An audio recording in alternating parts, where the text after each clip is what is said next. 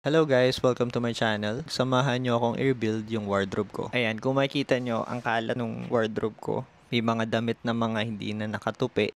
May mga gamit dito na basically hindi naman damit. So yung first step natin sa pag-rebuild ng wardrobe ko is mag-declutter muna tayo. Tanggalin natin yung mga lumang damit na hindi na natin susuotin.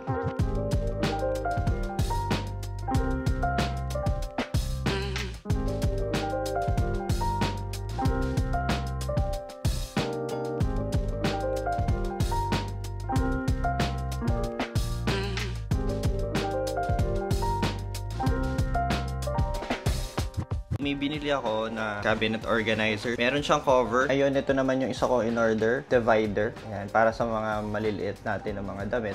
Like mga underwears, mga socks. Pwede naman siya ipasok dun sa organizer. Kasya yung tatlo dun. Ayan, kung makikita nyo, meron akong tatlong dividers dito sa loob ng organizer na to. Ayan, so sinegregate ko siya for underwears and for tapos yung mga socks. May mga bakante dyan kasi bala ko pang bumili ng mga bagong underwears and bagong socks. Ito na yung wardrobe ko ngayon. Malinis na siya. So kung mapapansin nyo, yung mga nakahanger is konti lang. So yung iba kasi nasa labahan pa. So madadagdagan pa yan. Sana natulungan ko kayong bigyan kayo ng idea kung paano i-organize or i-declutter yung wardrobe nyo. Salamat sa panonood. Follow for more.